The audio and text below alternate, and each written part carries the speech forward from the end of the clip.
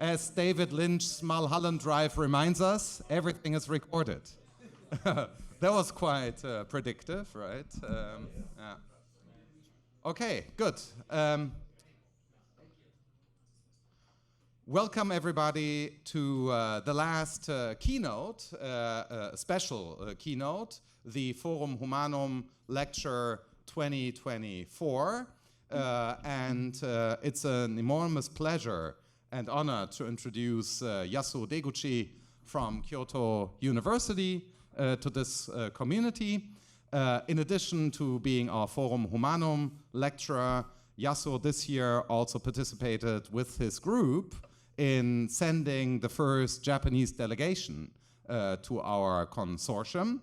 And one of the many reasons why we decided to expand our conversation is precisely the substantial work that's done both at Kyoto University, but also at the Kyoto Institute of Philosophy, with which both of us are involved, Yasuo as one of the chairmen, and I as senior global advisor.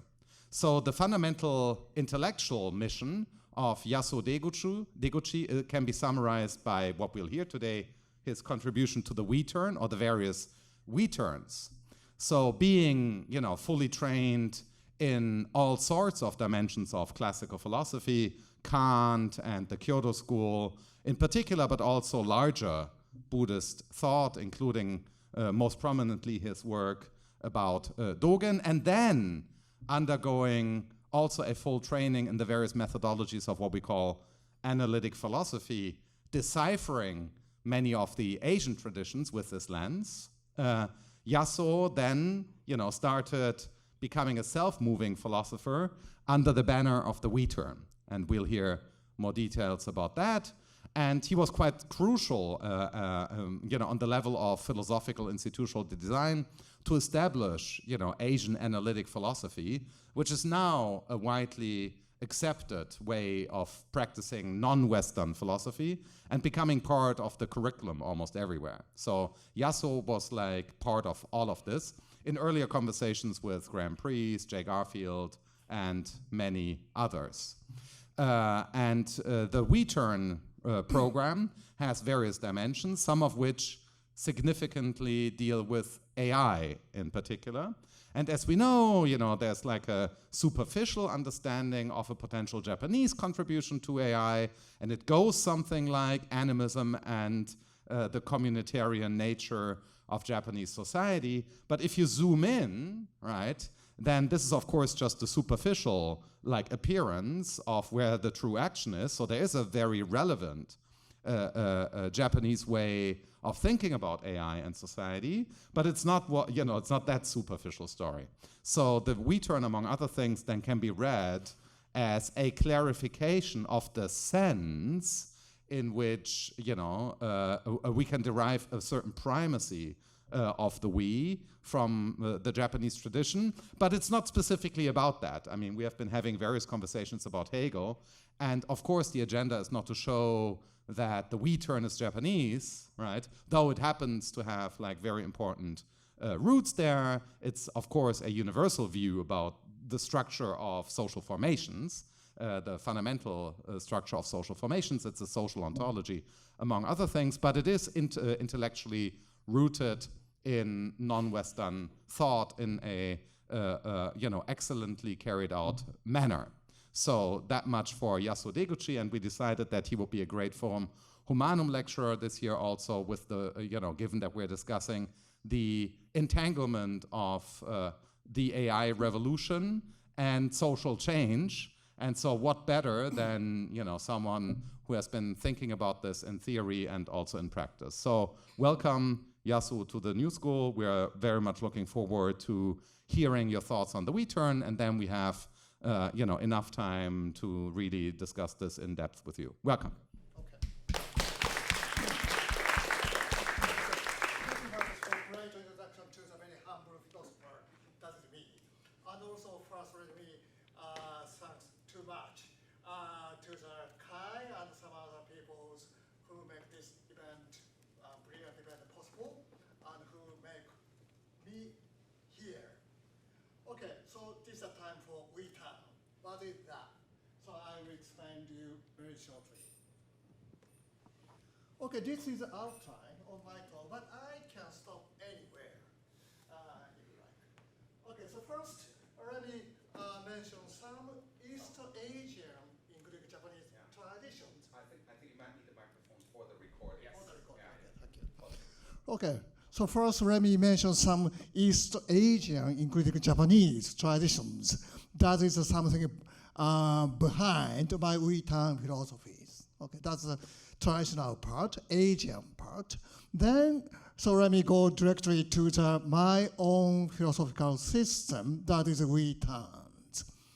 Then, let me explore one of its consequences about human-AI relationship that Marcus just briefly mentioned. And if I have a time, let me go to the sort of concept or mission of a newly established Kyoto Institute of Philosophy. Okay, that's plan. Okay, East Asian background. So let me mention two traditions in East Asia, China, maybe Korea, and Japan as well. And one is what I call the genealogy of holy fool. And foolishness is a sort of intellectual incapabilities, according to the Western mainstream traditions, including Aristotle. Foolishness or incapability is not a good thing. It's just a vice. But in some corners of East Asia, foolishness is taken to be not a vice, not defeat, but virtue. And what's best virtue. And we can mention many good names in the Taoistic traditions, and then our Chen Buddhistic tradition, or Pure Land traditions in China, East Asia, and Japan, that place highest respect to the foolishness or intellectual incapability, on the condition that, of course, the person should be aware of his or her own foolishness, and that leads to the humbleness to himself or herself and to others. And of course, foolishness itself is not so great. Only when that is combined with self-recognition of that, and that leads to the humbleness to others, or others, entities or animals in the world, then foolishness is very important. And that is actually one of the best virtues of all. And so maybe we can think of what is the difference between Socrates' ideas. Okay, that sounds some sort of similarities here. But this similarity as well. In the case of Socrates' traditions, okay, so recognition of lack of knowledge, ignorance, is very important. But that is taken to be the starting point to seek or love for knowledge. That's the starting point of philosophy. And that implies, at least to some extent, we can gain knowledge. We can seek philosophies, and to some extent, we can get some knowledge. But that is not the case for these traditions. Foolishness is foolishness. There's no possibility for improvement of that. This is a very bottom recognition, the place of where I am. I am in the place of foolishness. There is no hope. There's no possibility to improve that, okay, to make the change. But that is a human conditions. And this deepest of bottom self-recognition makes oneself very, very humble to all the other people or animals, entity in the world. So here is a very crucial difference between this tradition and Socrates' ideas. Right? That is one. Okay. And the other, right-hand side, here's another East Asian or more broader Asian tradition of idea of self. That is one of the Buddhistic idea of self. And Buddhism is very famous for its claim about no self, according to which there is no such a kind of self. That's a very famous, themes, Buddhistic theme for self. But important, this is just one of many or three or more Buddhistic conceptions of self. No self there, but one of the oldest or even older Buddhistic idea of self is neutral theories. When Shakyamuni is asked, is there self or not? His answer, don't ask that stupid, superficial, useless metaphysical questions. Just concentrate Buddhistic practice. Don't waste any time for that kind of metaphysical ideas or questions. That's one of the first idea of a Buddhistic conception of self. So no neutralism, okay, quite neutral to that kind of metaphysical issues. Then no self theory came, that's the second. And the third one is here. That is called true self theory, according to which there is true self. What is that? So there are many theories about that. But the important point is about true self is non-individualistic. True self is not confined to individuality, to individual body, individual mind. It is wider than that. So more or less holistic. How far holistic? This depends on the people's ideas. Some said that's just a world. Some says other thing. But the important thing of true self characteristics is non-individualities. So here is the sort of a common strategies between no self theory, true self theory, that appear to oppose each other. No self theory said there's no self. True self theory, there's a true self. But they agree in one important point. Self is not individualistic. And attachment to this individualistic self, that's a source of all delusions, all sufferings. So that's a common theme for both, camps, right? So this is one of the three important Buddhistic ideas of self, and that become very, very, fashionable, popular in China and Korea, Japan, and other East Asia countries. Okay, and that actually one was the background of Japanese philosophy from the middle of 19th century, including Kyoto School of Philosophical Traditions. So maybe you might know its founder's name, Kitaro Nishida. Okay, so yes, Kyoto School. I should go to the Kyoto School. Yeah, okay, Kyoto School. And Kitaro Nishida is the founder of Kyoto School. And he made very strange terms, idiosyncratic words, from one to another throughout his philosophical career. But, yes. Here. So he coined many, idiosyncratic terms from pure experience and absolute will and place or basho and absolute nothingness. That is one of the most famous ones, and some others. But in my views, all of these Nishida's very specific terms is one or another rephrasal. So philosophical conceptualization of true self. That is not individualistic, quite holistic. And two other very important characters of a true self is, one is embodied or enactive. The third is non-dual. That cannot be captured by any dualistic conceptualizations. So three characters here, holistic, or at least non-individualistic, embodied, enactive, and non-dual. So Nishida tried to capture this idea of a true self in one way or another.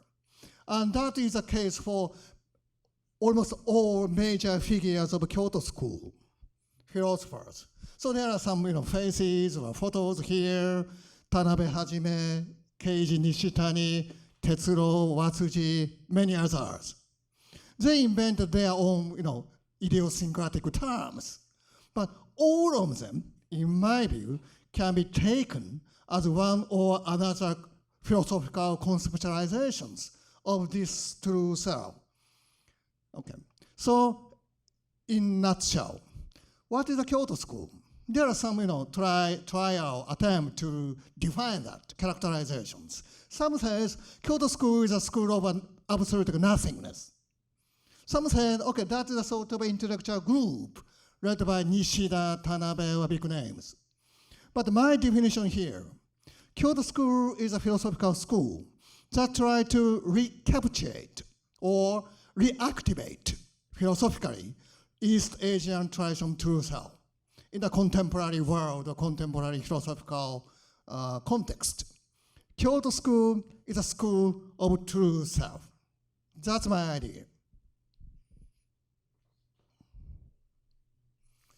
Okay, then we turn. And we turn, my philosophy has been inspired by those traditions, holy who traditions, and true self traditions, including Kyoto school. But inspirational source is one thing. Reasons, grounds, and justification are another. So I try to build this we turn system from the bottom, without relying on big names, a great name in the past. So this is a purely philosophical system that has some philosophical assumptions and some inferences from them. And then we can lead to some consequences or themes or theorems. That is a we turn or many things. Okay, we turn is a purely philosophical system based on assumption, or presupposition, and inferences, right? Okay, so this is a very rough idea of a first we turn. There are many we turns. The first one is most fundamental. That is a we turn of doer, or subject of our somatic actions, right? And usually, who is, talking to you? I, one individual called Yasuo Deguchi. That's very standard ideas. But let me turn that idea from I speak to you to we speak to you. Generally speaking, from I do X, many X, to we do X. So now the subject or unit of all somatic action, bodily actions, is shifted from I to we. That's the we turn of a doer. That's the first very important we turns. Right. And let me mention, okay, how we can derive this kind of strange ideas, shift from I do to we do. In my view, we need just 3 assumptions. That's enough. One assumption, that's I think the most fundamental assumptions of a we turn. Let me call that first incapability thesis. That's the thesis, fundamental, universal, unavoidable incapabilities of all human beings. We cannot escape from that, I claim. What kind of incapability is here? So this is incapability of single action.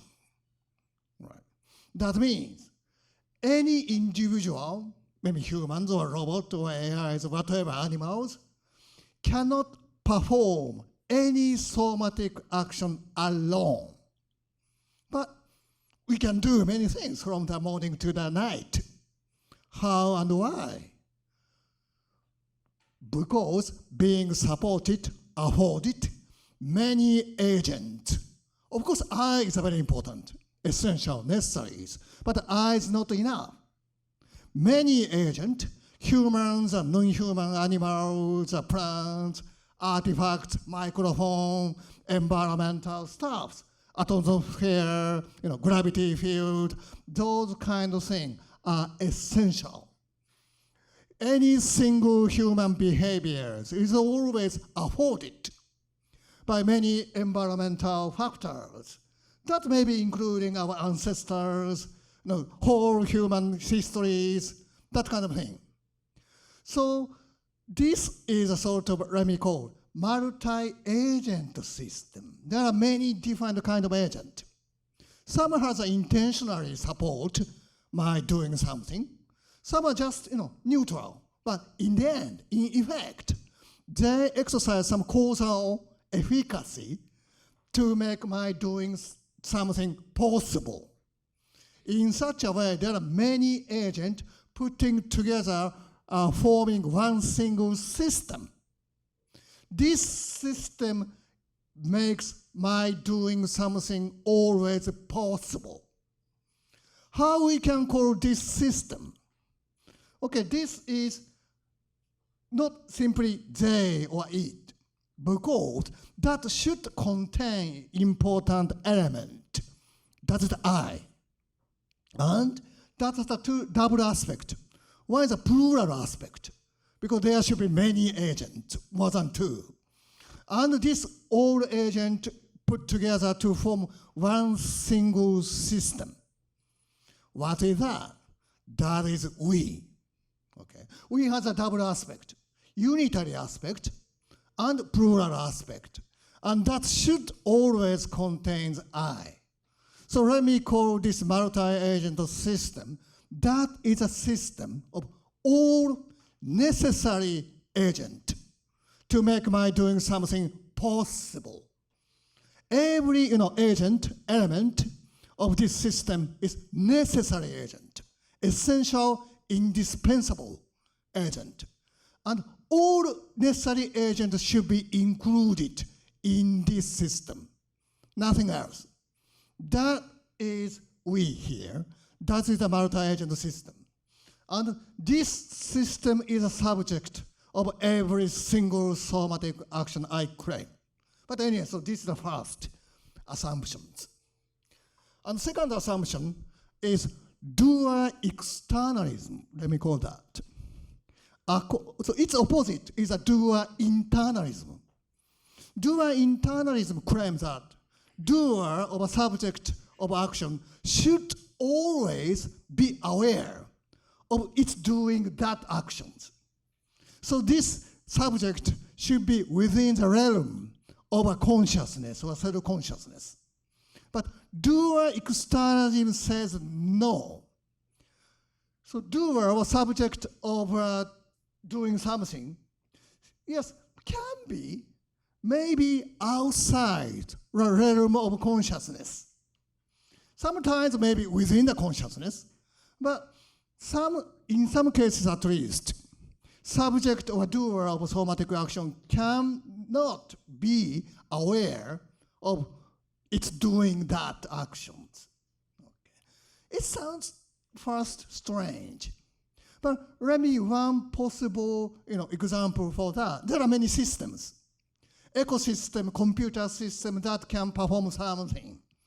And the system is abstract entities that doesn't have any mind, any mental states, so any consciousness at all. Consciousness of it's doing something, doing some computer systemizing.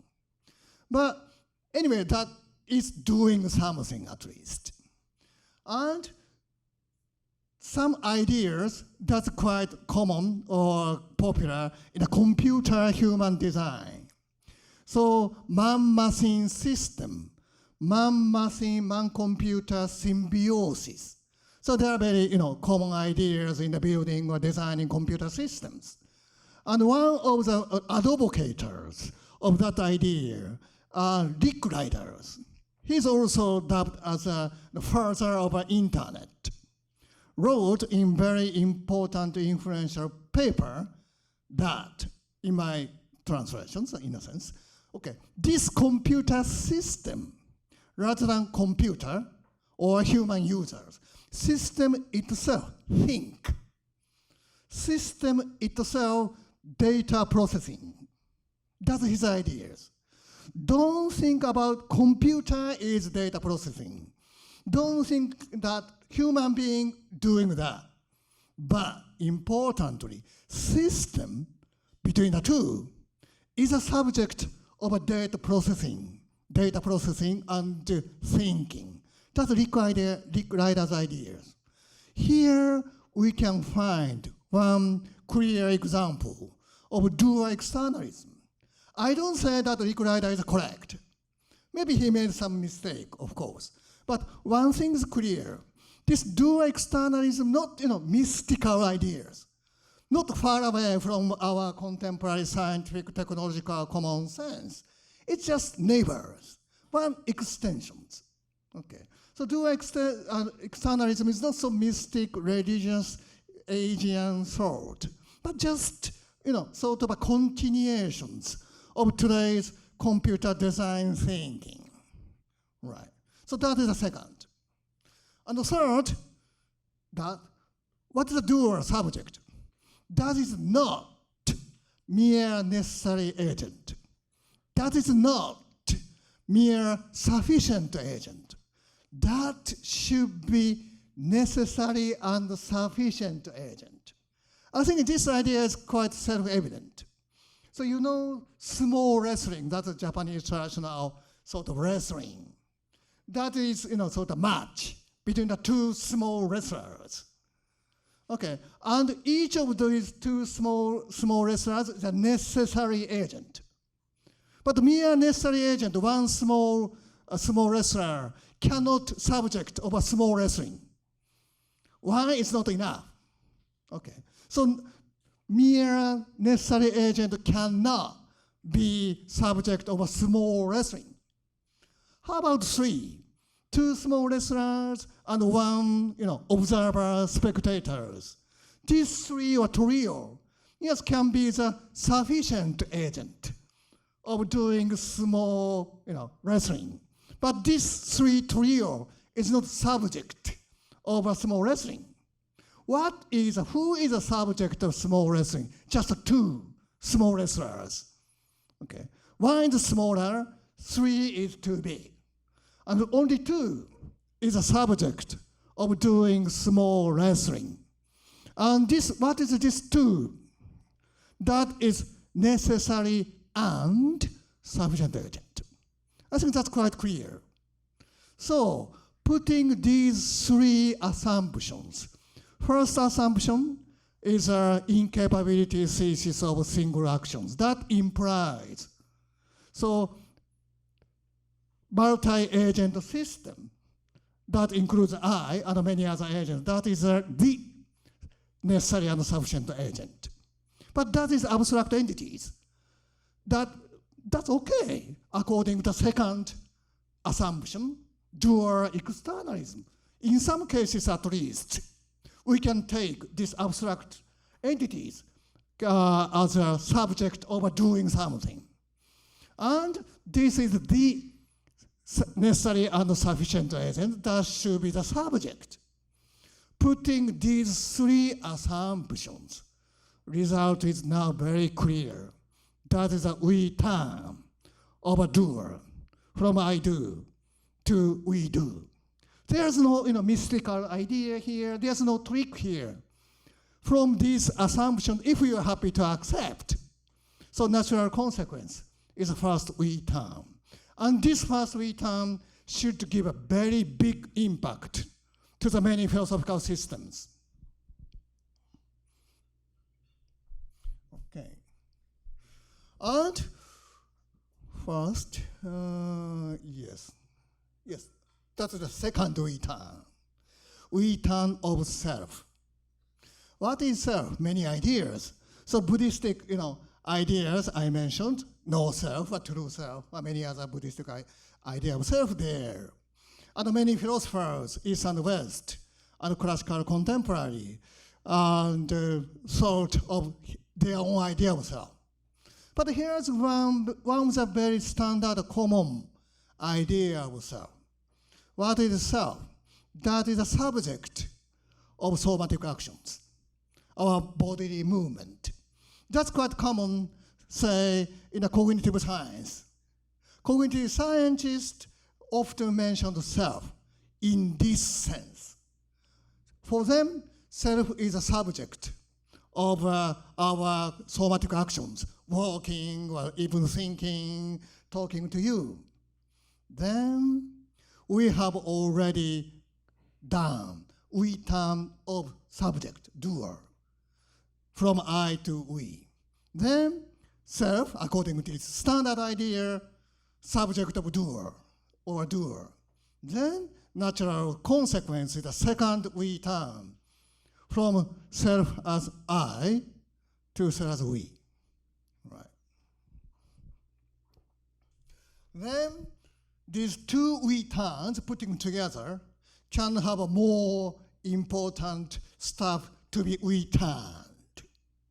So many value ideas such as rights, human rights, animal rights, many other staff's rights should also be returned.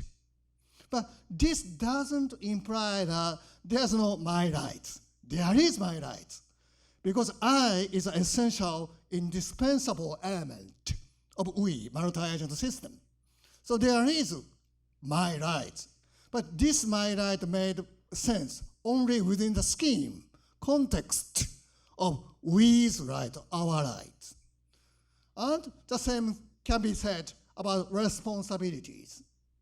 So I should have a responsibility, but this, my responsibility, made possible only within the context of we's responsibility, our responsibility. But very important thing that not every member of a multi-agent system should have a same responsibility. That's too much.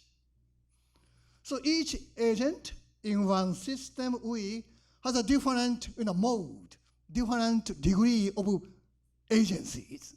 Some are central, some has a very heavy agency for doing something.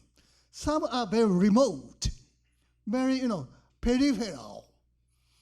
So responsibility should be weighted, differentiated according to this difference in the mode or degrees of agencies. But still important thing that every member of we cannot escape at least minimum responsibility for doing bad thing. That is a return of responsibilities. And some other value, concept, idea also returned. One is well-being. Let me say something more about that. And also freedom. So here's very important. Thinking, decision-making, according to this return system, is nothing but special sort of somatic actions. Mental activity is not free from any somatic operations. That can happen only within the realm or system, context of our bodily movement, bodily functioning. That means mental activity is just one subset of somatic actions. So now we have a return of somatic actions. Why not? Return of, say, thinking. From I think to we think. From I decide to we decide. So from cogito to cogitans, plural. But important thing that I am very important still in this, we think, we decide. In the case of decisions, okay, so every single decision according to this idea is collective decisions. Something like a cooperative decision making. Big firm, big companies make some decisions. It has many different procedures, many different meetings or stages. But there should be some final decision-making stage.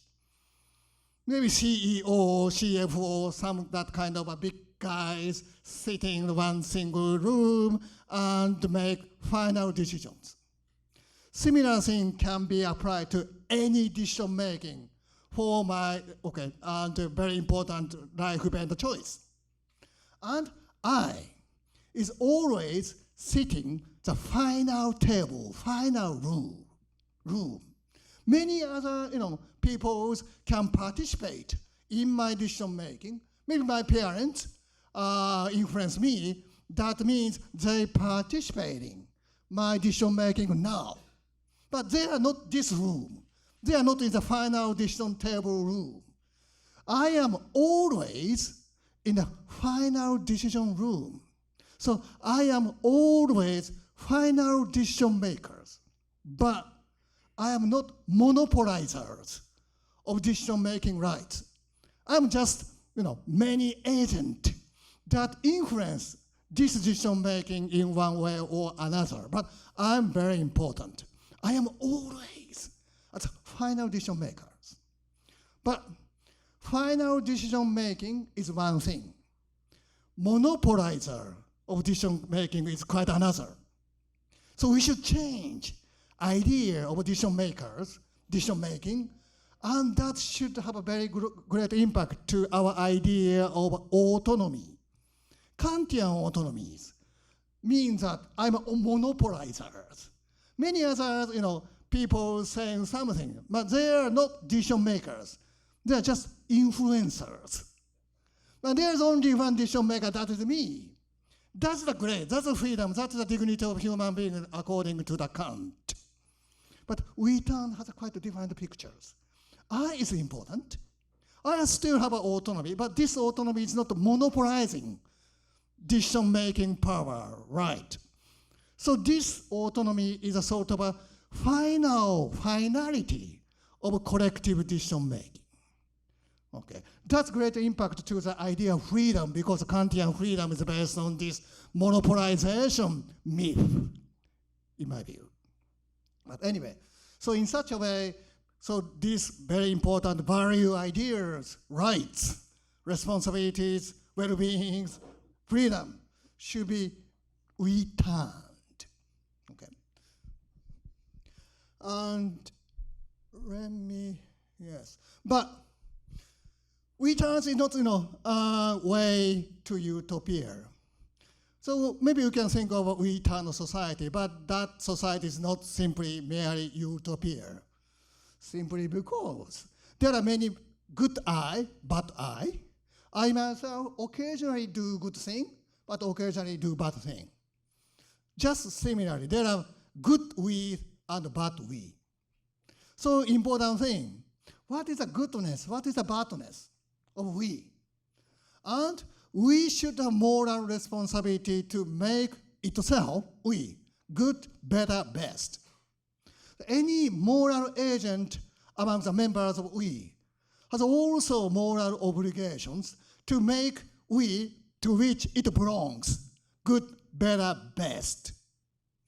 Then, what's the goodness of we? So there are many ideas here, but let me mention just one thing. One clear example of bad we, I think many of you should agree, totalitarian we, that's a bad we, right?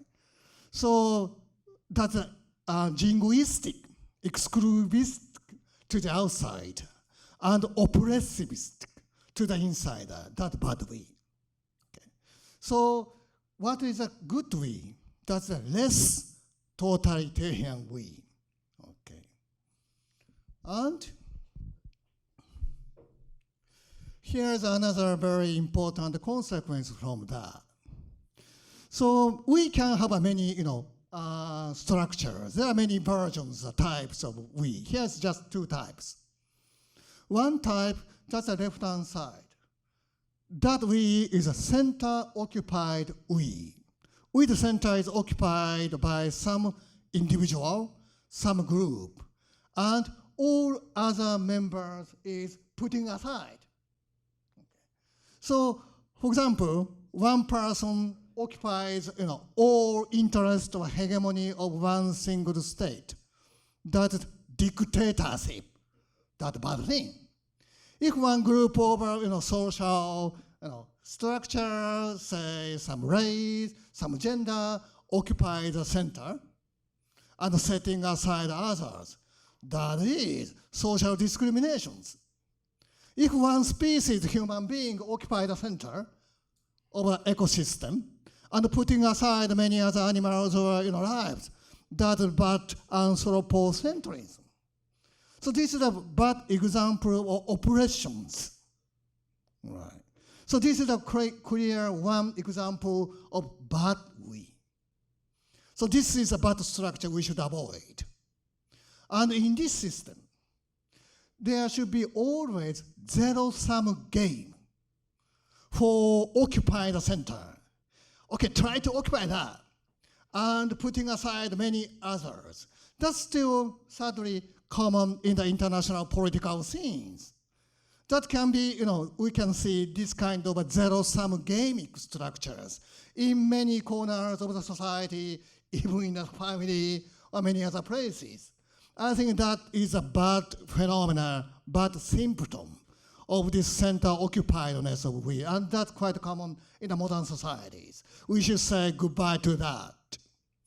So, to which directions? It's opposite. That is empty-centered we. Here, center of interest, of center of hegemony, should be always deliberately opened, emptied. No single person, no single specific social group, no single species should monopolize, occupy the center while excluding others. That is not good. So center should be emptied. Of course, every member of we, say humans and cockroach, have the same position. That's just too much. Human can occupy simply because they are moral agent. Not center, but paracenters. And some other animals who are not moral agent can be placed more, far away from centers. But there should be no, unilateral, asymmetrical relation between them. What is allowed morally is just difference in degree, not difference in the directions. That's the idea of empty-centeredness of we. Okay. Maybe let me skip here. I don't have enough time to that.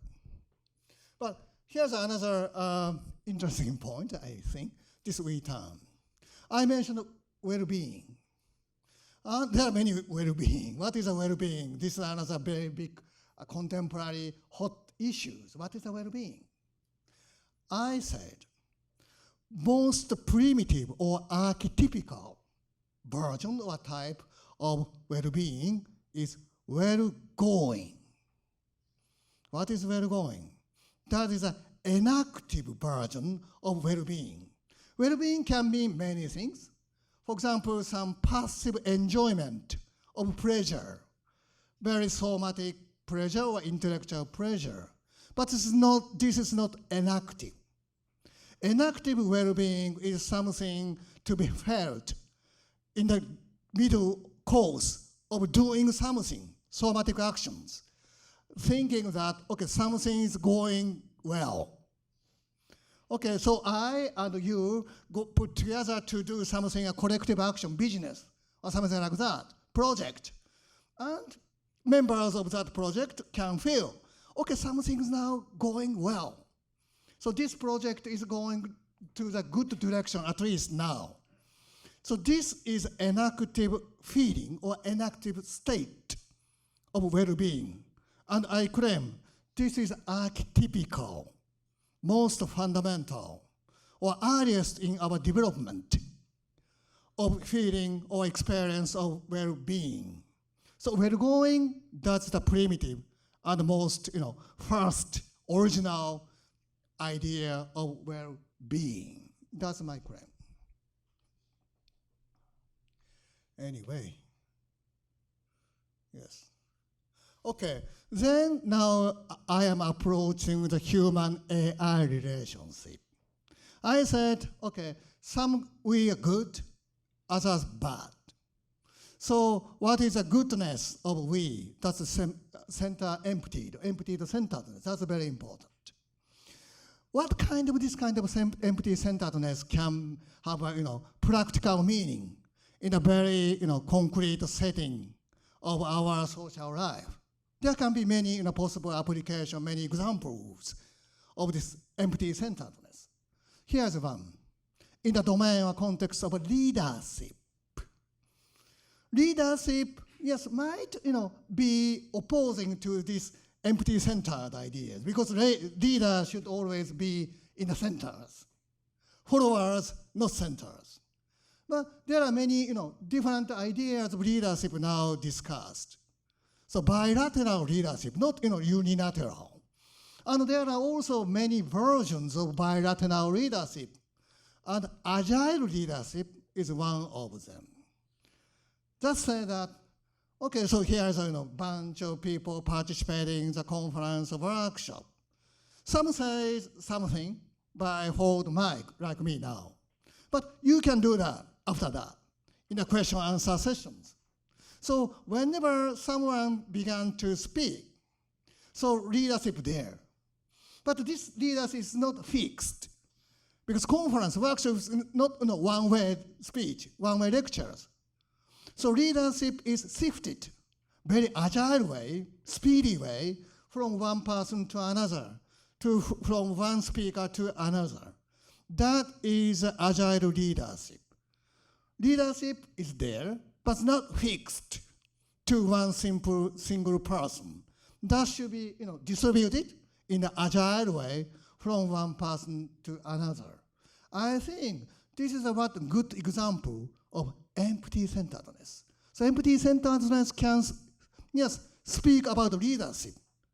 And agile leadership is one of those empty-centered leaderness examples. Right. Then, AI and robot. So now there are many AIs, and still very primitive in a sense. In the scale of autonomy, here the autonomy means the finality of decision-making, collective decision-makings. Okay, and there are two goals, maybe. One is ultimate goal, the other is instrumental goal. It's a sort of a Kantian distinction about goal. So maybe next step of AI. AI can have a freedom to change instrumental goal. But ultimate goal is just fixed, given by human beings, designers. But AI can have a partial autonomy to change instrumental goal while being fixed ultimate goal. That's the next stage. And next stage, maybe AI can have a freedom to shift ultimate goal itself. Then AI become closer to human beings. But that's not enough. If AI can be, in the future, in the end, moral agent, just like human beings, then AI's position in the we should be the same, equal with human beings. Then what is a moral agent? Yes. So here is another Kantian voice we can hear. Okay. What is a moral agent? Let me mention one that is not moral agent. That is, I call moral vending machine. Think of automated driving cars. Now that is becoming to the street here. And now designer should design that. Okay. Never doing bad thing in the streets, of course, because if car doing some excessive speed, that's quite dangerous. So by design, speed of car should reduce to the slower or safe domains. But that is, for me, not a moral agent. That is just moral vending machine. That's a machine that's designed to do only good things. Okay, not to be able to bad thing. And that's good, but that's not moral agent. Our human beings sometimes doing bad thing, but sometimes can do good thing just because that is a good thing to do. If I can do something good thing, even though I can do bad thing, I can be the moral praiseworthy. I can, if I'm a moral bending machine, only designed to good thing, and when I do the good thing, I shouldn't be the morally praised. That's just my design. So moral agent is this kind of agent. That's the quite Kantian Zoran ethic ideas. And if AI or robot, good or not, can have this kind of a moral status, they can do bad thing. But for moral reasons, they try to do good thing. They can be moral agent. And if AI or robot can attain this kind of stage, there's no moral reasons to differentiate human beings and AI, machine, or artifacts. But below that, there should be always some moral justification to differentiate human and AI robot. But that is only reasons allowable. Okay. Then, even below that, okay, now we have just automated AI robots, or not so automated, just other artifacts, computers, tables, shoes, clothes. But in that light of we terms, all of them is a great, important, essential members of we. Without them, I cannot perform any single action at all. Okay. So all members of we should have some sort of moral patience, should be the object of moral concerns or moral agent humans. Even beyond that, I claim that they should have at least minimum moral rights. Rights of social, legal implementations, right?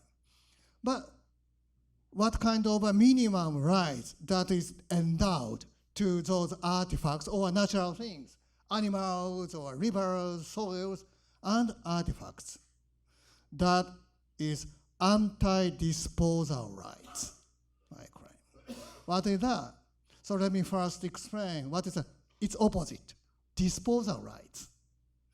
Disposal rights is one implications, in my observation, of current one standard model about moral relation between the human and robot that's proposed in Europe. That is master-slave model, according to which humans should be masters. Robots, AI, or any artifacts should be slave. So this word is still used. That's an Aristotelian word. Aristotle wrote in its Nicomachean Ethics that, okay, slave is a tool with anima, tool with mind, tool with soul. And slave is a tool with soul. And tools, artifacts, is a slave without soul. Okay. And there should be the sort of one-way relations between master and slave or tool. Tool always should serve interest of masters, not vice versa. Just one way of serving, to be served. Human is always something or someone to be served. And slave or tool is something that should always necessarily serve for human interest. So in the light of a serving or service, there's a clear distinction, one-way relations. That is the essence of master-slave model for human and AI robot relationship. And one big implication is disposal rights. What is disposal rights? So according to this model, human is endowed, given disposal rights for its properties, natural or artifacts. I have many properties, artifacts, my clothes, my computers, my cars. I can be disposed of those my properties, artifacts, or even natural things without specific reasons, without good reasons, without cogent reasons. Of course, there are some exceptions. If that's a very culturally important thing, I cannot do that. If throwing away something is quite bad for the environment, I shouldn't do that. But except these exceptional cases, I am allowed to throw away every my belonging without exhibiting, demonstrating some reasons for that. Think of collection day. So each day, so I, or you throw away many things to the collection stations. If we make a mistake about the day, I'm blamed. But I or you, don't need to say, okay, I am throwing away this because blah, blah, blah. I am disposed of this because blah, blah, blah. No need for that kind of justification, excuse. Okay, no excuse level for collection baggage. So this is implicit right that is implicitly endowed to human beings. So we are owners over my belongings, and one of the important aspects of ownership is having disposal rights. One can be disposed of its belongings, artifact or natural, without any specific good reasons. And anti-disposal rights just opposite to that. So we turn, and it's empty-centered model, and has a consequence. Okay, what is a good relationship between human and robot human and artifact AIs?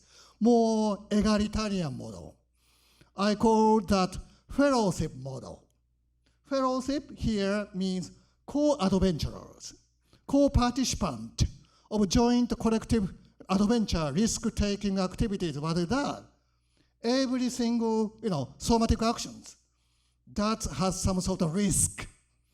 So participant of this somatic action is a participant of adventure, risk-taking enterprise.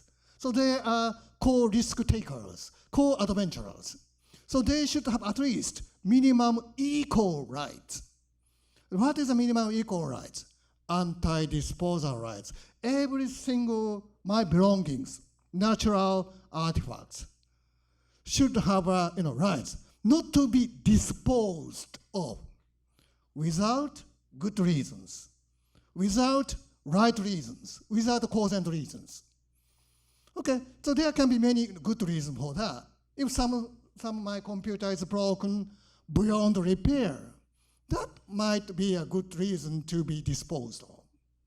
Okay, my computer, consume very, very high energies, electricities. New one is not so. So that might be the good reason to dispose of that. But we need every time, collection day, some good reason to throw it away. That is anti-disposal right that should be given to them. Okay. So that's minimum rights. Everything, natural and artificial stuff should have. So slavery model has been criticized in environmental philosophy, environmental ethics from the middle of 20th centuries.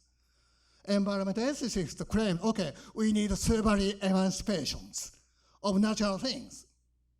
But here is another total emancipations from slaveries, not merely natural, but artificial things as well.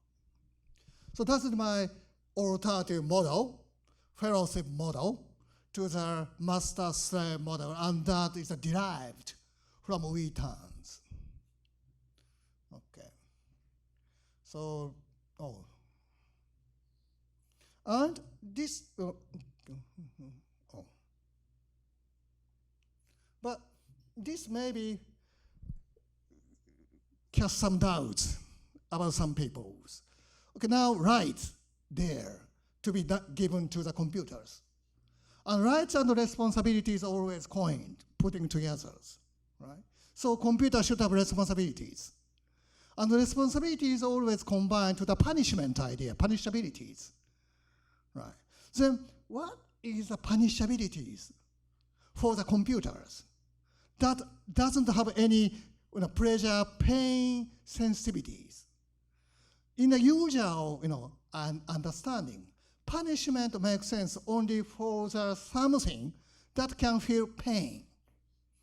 And the punishment is a standard situation giving some pain to compensate their, not achievement of responsibility, not fulfillment of responsibilities. But computers, of course, doesn't have any sensitivity of pain.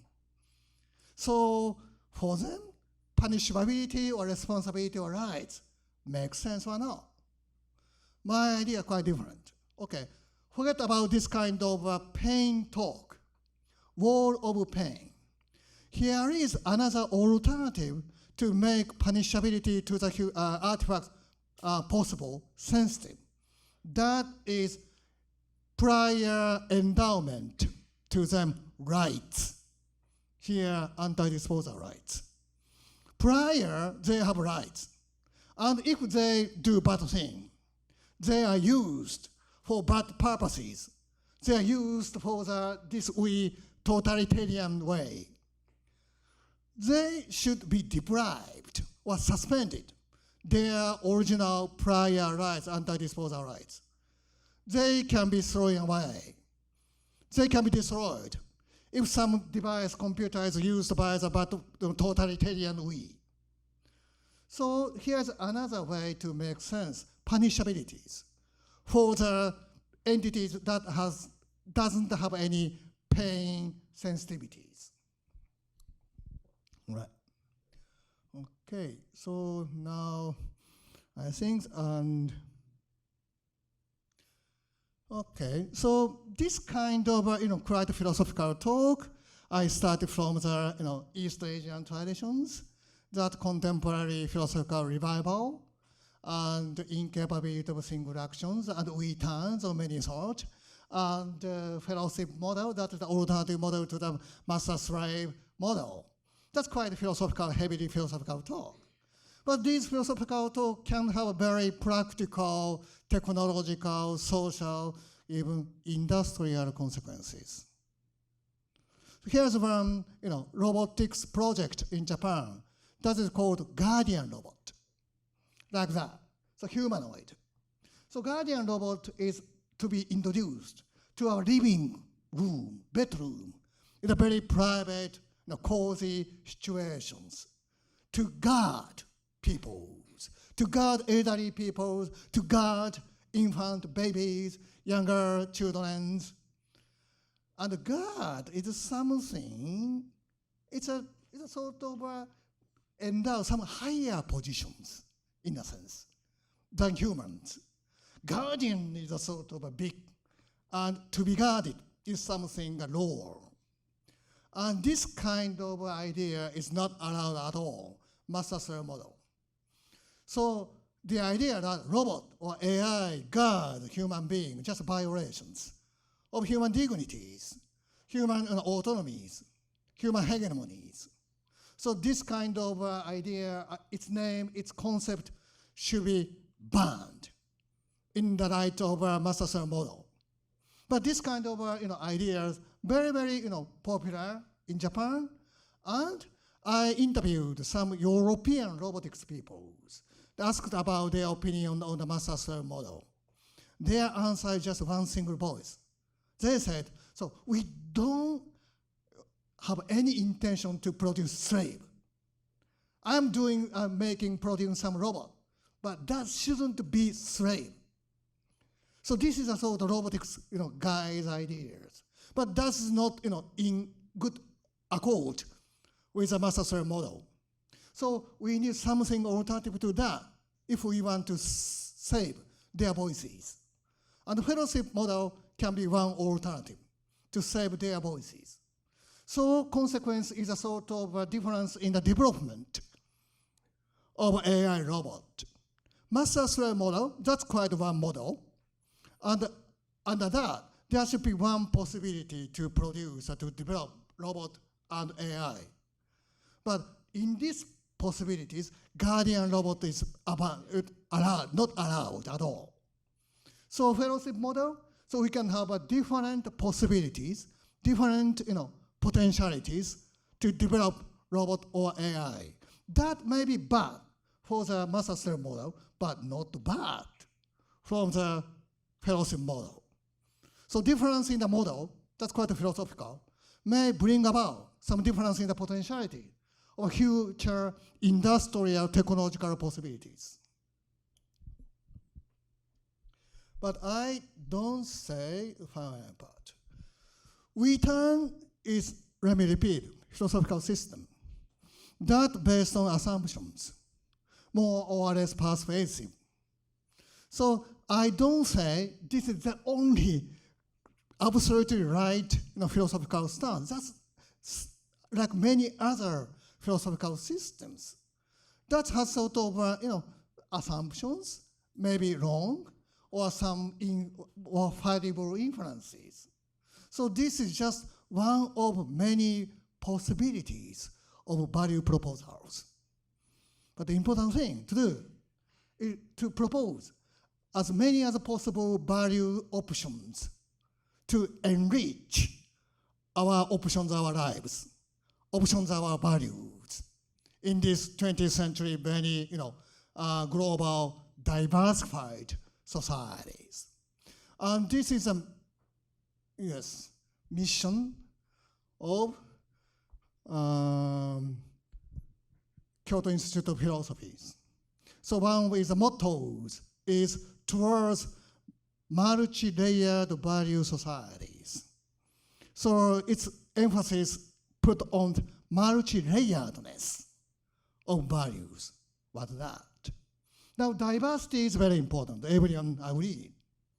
So one image of diversity is the left-hand side. Many cubes or spheres that are different colors. One sphere red, one sphere white, one sphere black, or blah, blah, blah. But in a common image, one single sphere has just one single color, only redness or whiteness, blackness.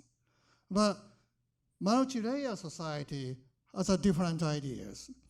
Each single sphere, circle, or cube, whatever, should have different colors, not merged into one single colors. Different colors coexist. Maybe in some cases in opposing way, contradictory ways, but still each single person's identity, single group identity is composed. Different colors coexist. That is, I think, the truth of the many identity talks. And multi-layered society is a sort of a diversity 2.0. And this is a motto, the aim for the Kyoto Institute of Philosophy that I and Marx as well try to propose many values to the world. Don't say our value is the absolute. Our value is just one of them. But by doing that, enrich value options to this multi-layered society, the world. So this is our missions. So let me finish here. Thank you very much.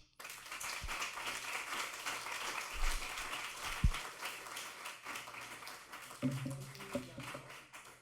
I have Zach, Alex, and everybody else. So let's see how far we go.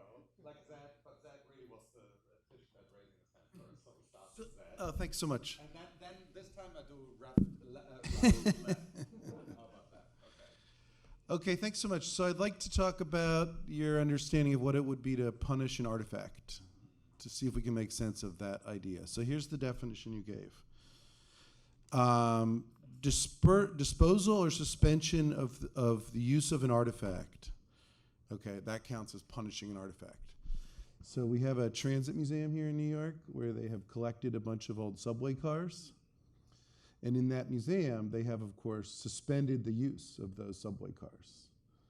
So explain to me how those subway cars are being punished by being archived and displayed and cherished. Yeah, well, let's just start with this. This complicates the case because it has a different use. So there's a clear use to subway cars. They're used for transporting people on the subway. It's a very different question what the use of artworks is. So, but they have clearly been taken out of that use. So how are they being punished? Okay.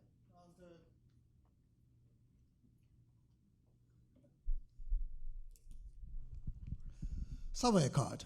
That's something like a disposal thing. No, they're not No, disposed, not disposed. but they are clearly being suspended. Hmm. As per your definition. Yes, and my definition, yes, that means. But that's the usual. Okay, so the people just throw it away when we stop using that. That's right? No, they put it in a museum in this case. Put it. In this case, if they I see. suspend the use of putting them in a museum. Okay. And that's one possible ways. But so anti-disposal rights has many, sort of proposals, sort of recommendations. One is just stores in a museum. But in that case, we need many museums, too many museums, too huge museums. We don't have enough room for that. But the other is sort of reuse. And that kind of disposal thing can be reused for other purposes.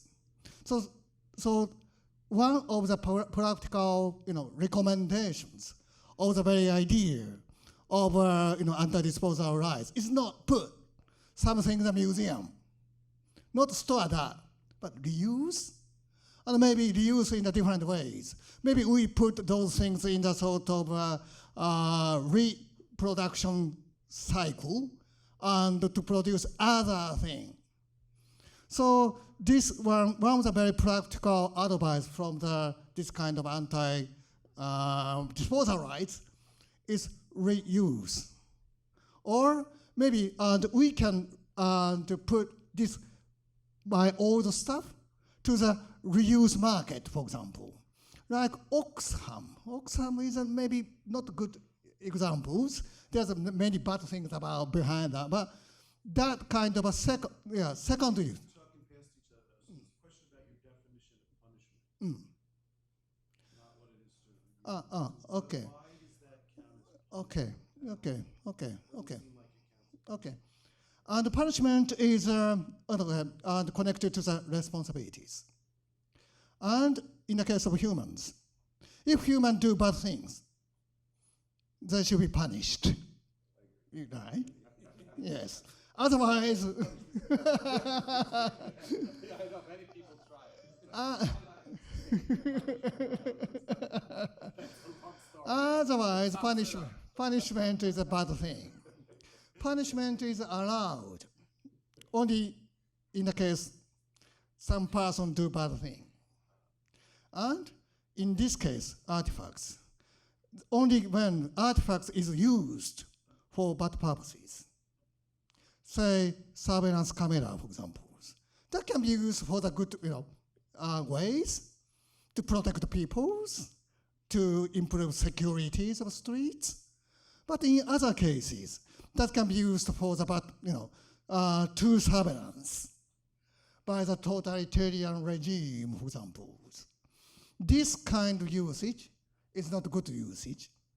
And that if someone or something is used for bad purposes, and that brings about bad consequences, that's good reason for be punished.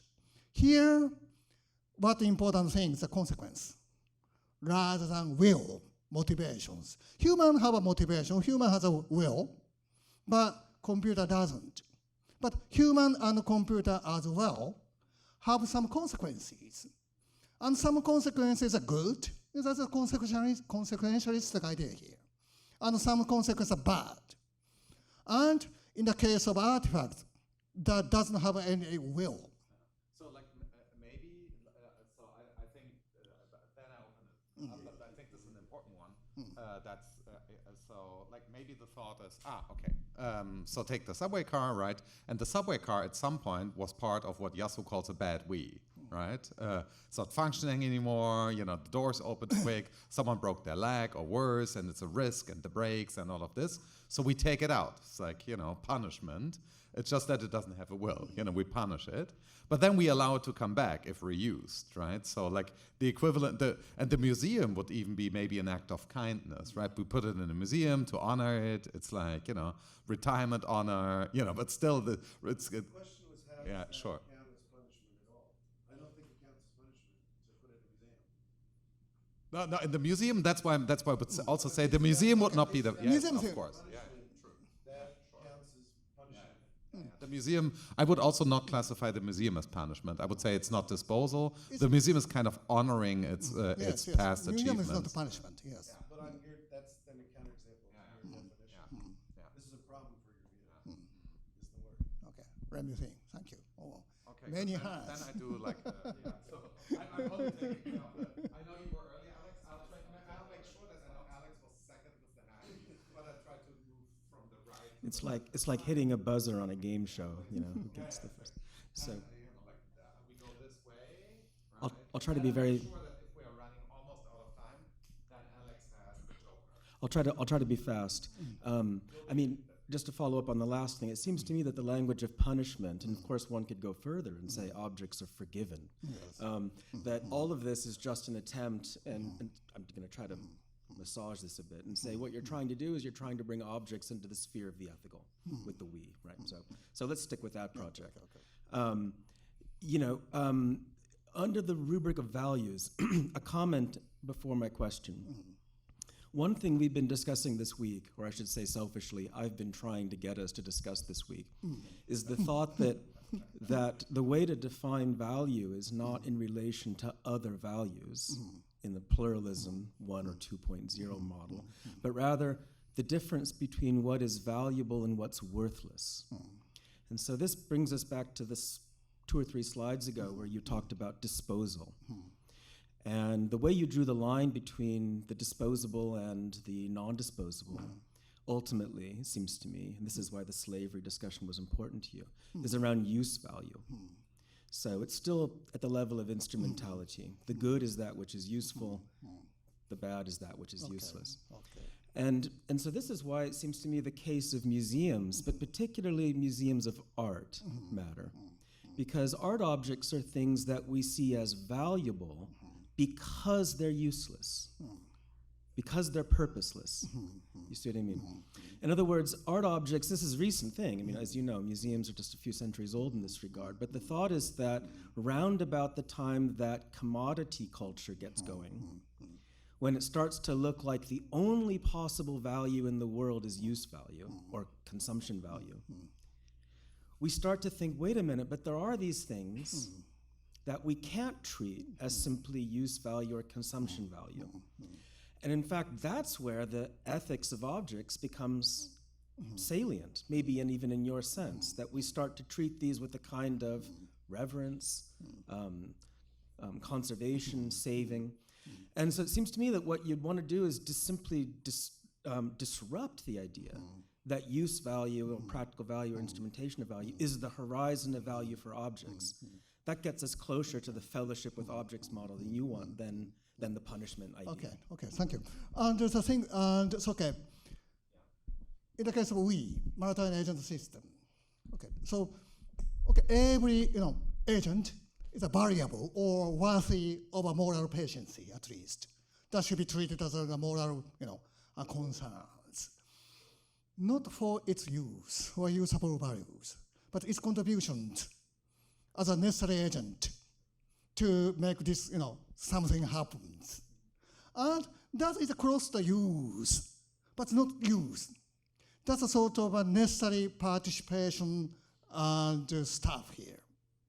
And so everything is respected because that contribute and to something make possible, right?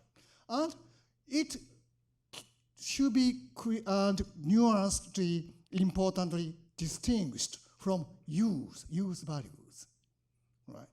Okay, and some of the, my staffs, agent are my use tools, right? Others not.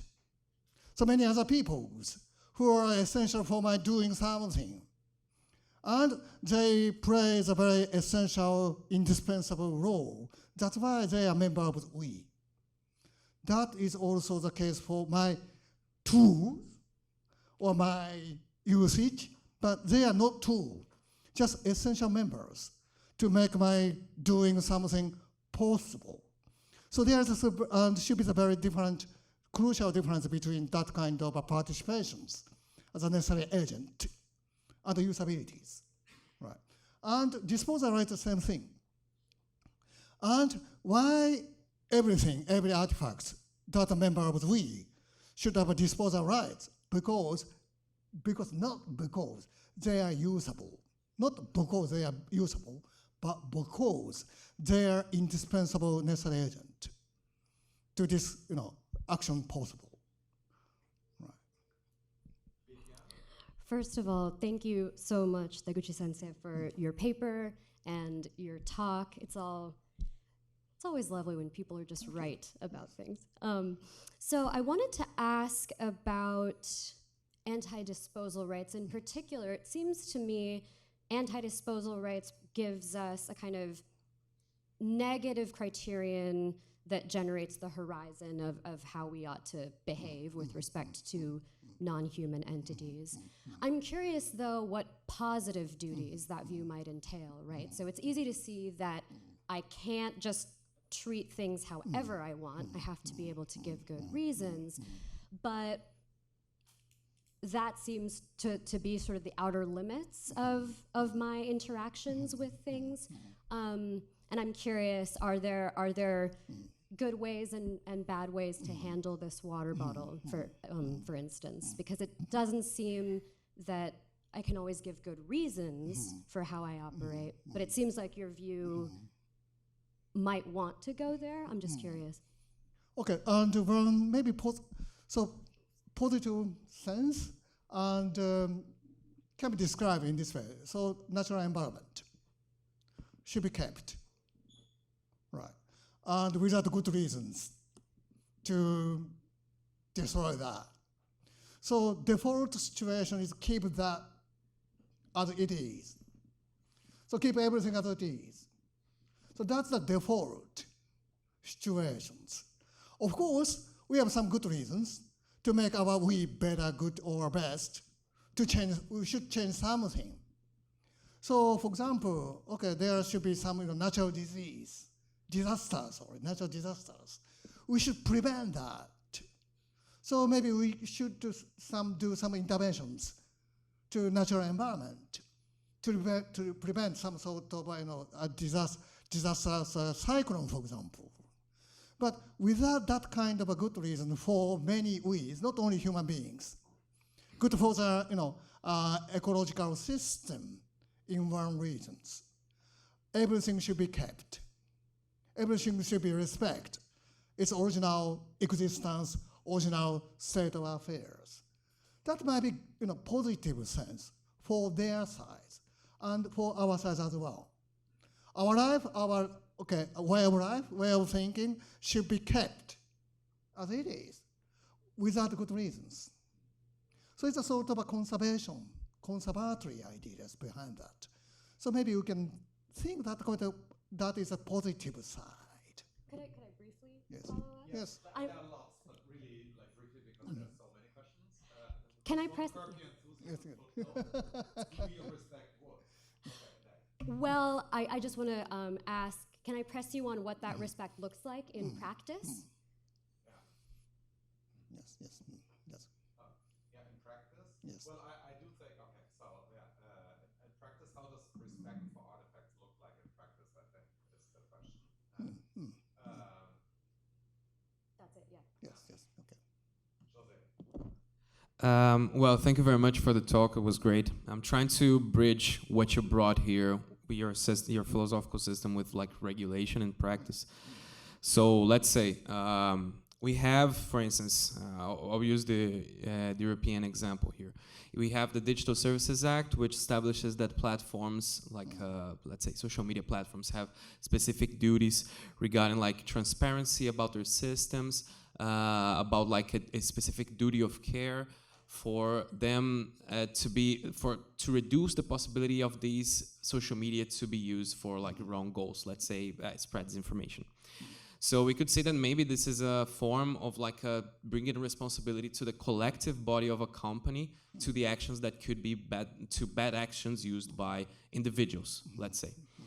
So like here we have shared responsibility in some degree. But like I would like to hear, according to your system, how does this would apply to the system itself, let's say to the recommendation algorithms that are being deployed by the platform? So this is the first question. The second question is there, we are talking about punishing these systems, so like more of a negative action at first hand.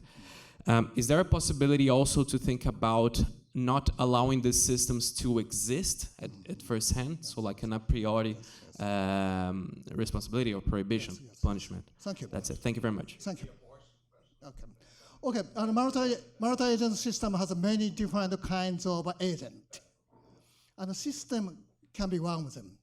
That's a sort of abstract entities. That also is a member of this agent, right? And the system has sort of at least partial responsibility or partial rights. And if that contribute to bring up some bad thing, that system should be, changed, redeemed, or stop to exist. So system is just one of the many different or diverse kinds of agent of this multi-agent system. For example, some sort of even fictional characters, Sherlock Holmes or something like that, can influence my doing something. So this Sherlock Holmes is also the member of this we. Yes. And that can have a sort of a right and responsibility as well, even fictional characters. All right, thank you so much for the talk. It's a fascinating set of theses. Just one question to better understand the system. So it's not a critique at all, it's just to better understand. I wonder how your kind of metaphysical views on the self and we relation relates to maybe an influential strand in philosophy at the intersection of social metaphysics and value theory. And the view that I have in mind is one that is kind of a reactivation of both, say, Aristotle and Hegel. So first, Aristotle, let's say the social thesis, right? The fact that we are intrinsically social and political animals, and it's about the interiority of the social over individuality. And the Hegelian part is about the role of intersubjectivity in the constitution of self-identity, right? So for a Canadian like me, this is through Charles Taylor that we got these views, and that gives us the dialogical self and a certain way to conceive the relationship between the self and the collectivity.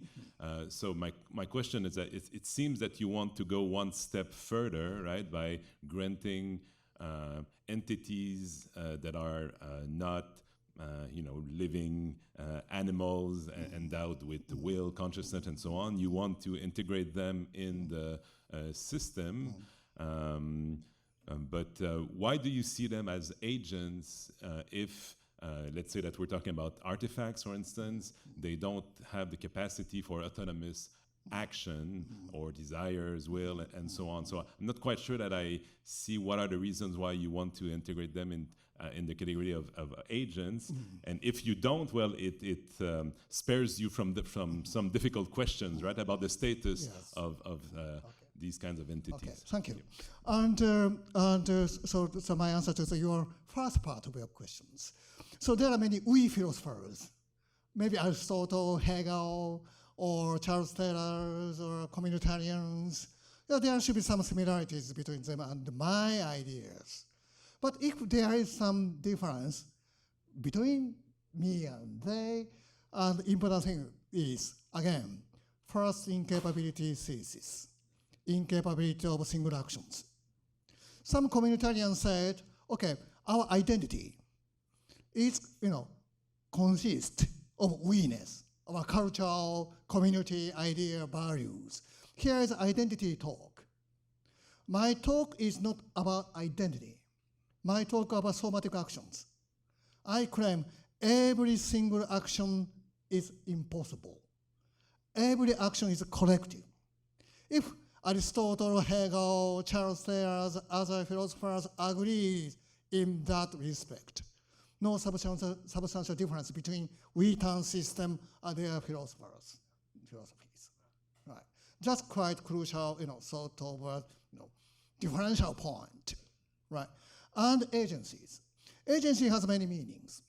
And the original English meaning of agency, according to the OED, is something like a chemical agent that doesn't have any mind, any mental activities, consciousness, intention at all. That is just something that exercises causal power to bring something happens. That's a baseline of agency here. Of course, some agency in we, human beings, along with that kind of a causal efficacy, sort of an intention or whatever will. But baseline of agency here is exercise of a causal efficacy. And in that respect, every single entity in the world has the same thing. Yes. Thank you. That was actually the perfect question and answer to precede mine.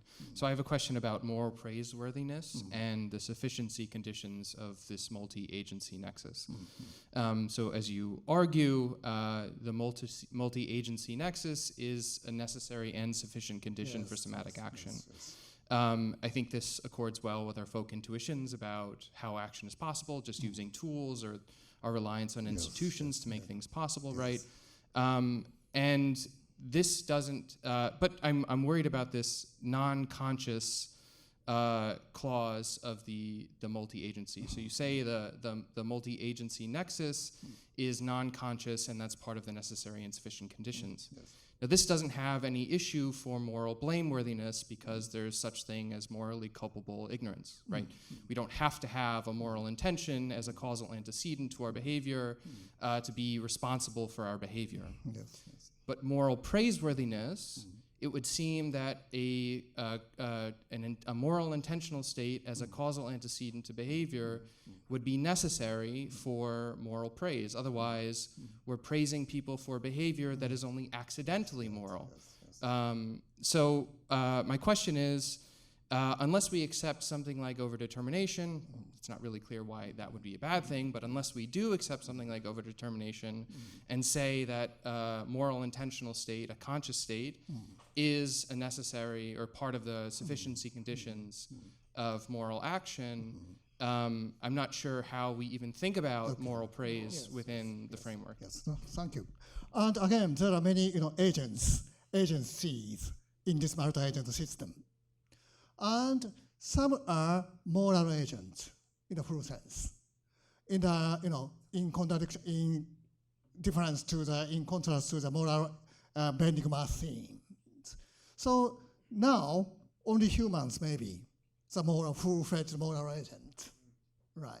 And animals maybe not, artifacts are not.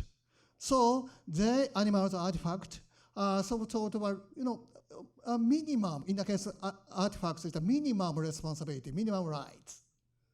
So in this case, I'm appealing to the consequentialist ideas, rather than will or goodwill, bad will, that kind of thing.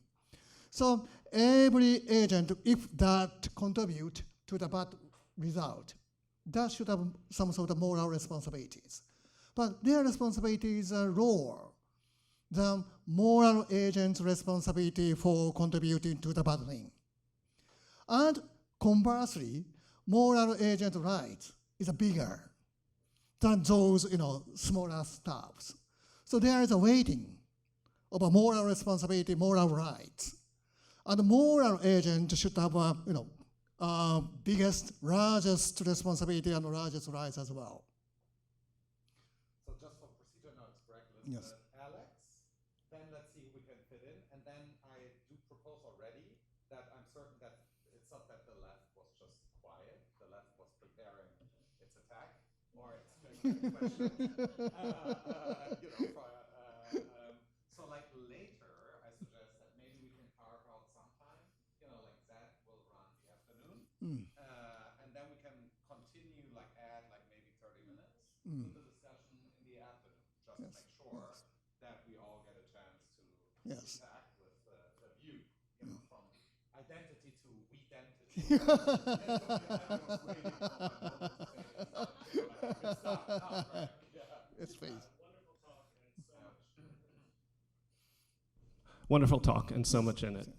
So I'm continuing the theme of Jocelyn and Thomas, pressing you on the need in your theory for more emphasis on the autonomy of the I. You say explicitly in your slides, the we turn is a turn to not I, but we. But I'd suggest that Hegel, again, kind of got it right, where what you really want is an I that is a we and a we that is an I. Yes. And this... Yes. Just Hegel.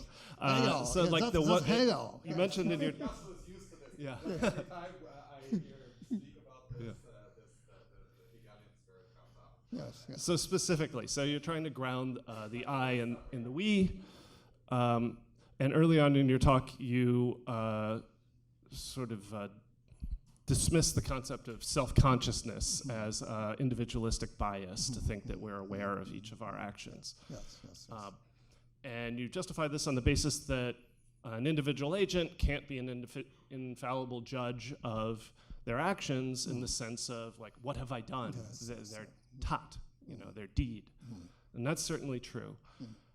But I'd argue that the individual does have to be self-conscious of his or her Handlung, her action, insofar as we all, in our very action, are responsive to reasons for why we're doing it, and this is constitutive of what makes it not just a reflex, but a morally valuable action.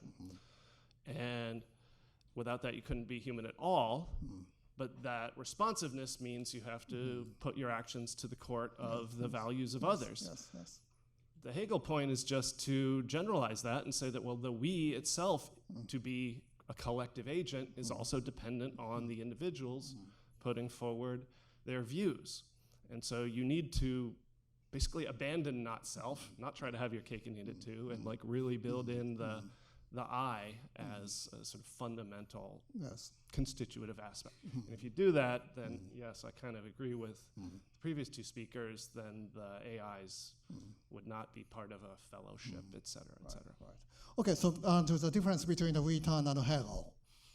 So in the case of Hegel, I equal to we, that is equal to self. Two equals. Three items are identified. Okay, that's Hegel's idea, so very roughly speaking. And in my we-turn system, we is equal to self, but only one equality. I is a members of a we, okay? And we is equal to self.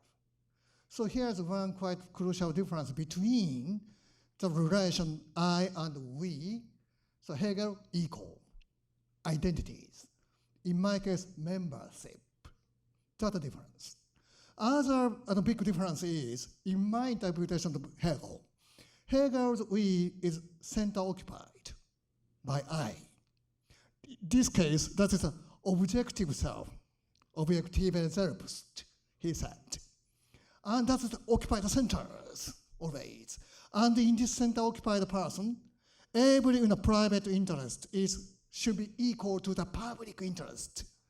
Everyone claims my private interest is just equal to the public interest. So I'm a right person, I'm a real public servant or something like that. So everyone wants to occupy the center. So zero-sum game of central occupancy. That is one idea of Hegelian we, I, self. And my idea of a we is not that kind of we. That's the big difference between that. But I know there are many possible interpretations of Hegel. right? So maybe other interpretations of Hegel is very similar to we terms. That's one possibility. And again, so there are many different agencies. So every agency of we, even artifacts, should have some minimal rights. Okay, but that's a minimum.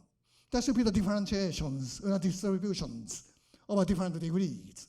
And self-conscious entities should have, of course, more responsibility, more rights, should occupy the more paracentric positions.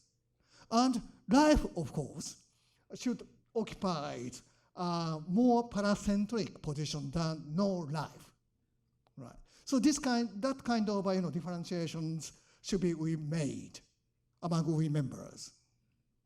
And self-consciousness is a very important element in differentiation of that occupation of paracentric or less paracentric positions. I agree with that. Elizabeth, Alex, and then everybody else later. Thank you very, very much for the talk. I really enjoyed the first part, especially where you kind of, I guess from my perspective, expand the range of agency to include non-intentional beings, which I think is a really important extension in the age of digital information and how we influence each other. But what I am curious about is your distinction between agency and responsibility. In particular, I'm curious, it seems from your definition that you understand responsibility as a form of punishability, liability, so the ability to be punished for wrongdoing in my actions. But what I'm curious about is how that still sets apart a moral vending machine from a moral agent. That distinction becomes a little bit curious for me, because I would try to push and see if moral responsibility doesn't entail something a bit more than just being punishable, but instead entails the ability, like you said, for practical reason to commit myself to something. And I guess a practical way in which this problem would come about is when it comes to the rights of artificial agents, is who endorses and upholds those rights and why. I'd say that would come down to responsible agents, which have a slightly different standing than just moral vending machines and agents. And that's quite true. And so, yes, and I told and respond to the many questions.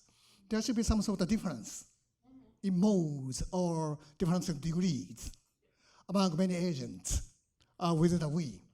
So that might mean that, okay, there are many different responsibilities, different source or kinds of responsibilities.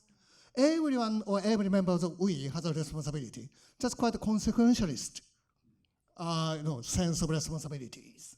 If some I or humans or some artifact is in effect and as a consequence contribute to the bad we, they should have responsibilities. That's quite consequentialistic ideas, right? But in the case of, yes, as I respond to your questions, self-consciousness is very specific, more important, heavily idea related to the rights and responsibilities. Here's another sort of responsibility here. So there are many different sorts of modes of responsibilities. That depends on the different modes of sorts of agencies. Yes. Last but not least, for this part of the discussion. From the left, from the left. Alex Englander from the far left.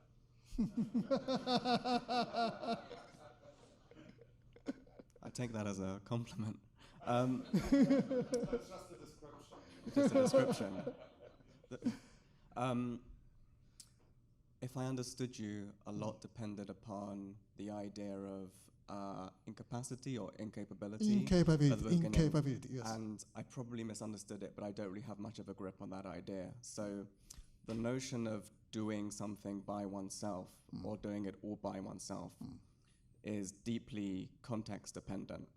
If I say that Jan built the house by himself, then the truth or falsity of what I say depends upon what the relevant alternative is. Is it that he didn't need Marcus's help? Is it that he needed machinery? Is it that despite his organizational skills, he's not God, and so he didn't create the building materials ex nihilo?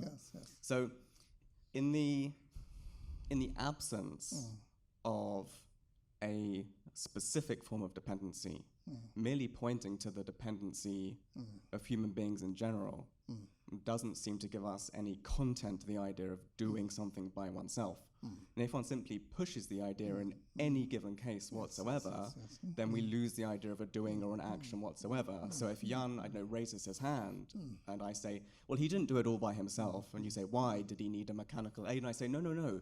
Well, he needed to have a hand, he needed space in which to do it. Then we need a notion of raising one's hand that isn't dependent upon having a hand or doing it in space, and then we lose the idea of doing altogether. I think that's quite a good observation. I quite agree with that. So in our common usage of doing something, it's quite context dependent. That's quite a universal phenomenal symptom of ordinary language usage. That's quite true. But some philosophers, Kant, or maybe Hegel, and Kant, talking about autonomies. That's a bit, and independent from a common usage language context. And that's quite a single action in my observations, right? And Hegel used the very important word, self-standing, that adapted by the Heidegger in his own site. And this self-standingness, in my interpretation, is also doing something, at least a very important thing, alone. So they conceptualize this kind of single action possibilities. Not all things, but some very crucial, important thing. And so their, I think, idea is quite independent from our ordinary usage of this kind of doing talk. And in that respect, I totally agree with you. Yes. I mean, Descartes would say, like Jan didn't do it; it was his hand, and if Jan killed you, Kant would say that Jan didn't do it. It was just the pathology of the universe. So like the problem arises, I think, everywhere in interesting ways, right? Well, let's say the only sense I can make of it is then some idea of Cartesian pure willing. I mean, if I Sure. The thing is, what does one think? If I say want to throw a ball to Z, and I do it 100 times, but one time he doesn't get the ball because you leap in and catch Sure. it. Do we want to say that, well, because I'm dependent upon you not doing that, I don't have a capacity to throw a ball to Z, such that when I Sure. exercise it, what I've done is, Of course. is nothing short of throwing a ball to Z. I say, no, of course I have the capacity to do that, and when I exercise it, so long as nothing interferes, that's my doing. And we don't need to bring in any other kind of source of agency whatsoever. Okay, good. I'll just leave the analysis at that. Let's thank Yasuo first and foremost.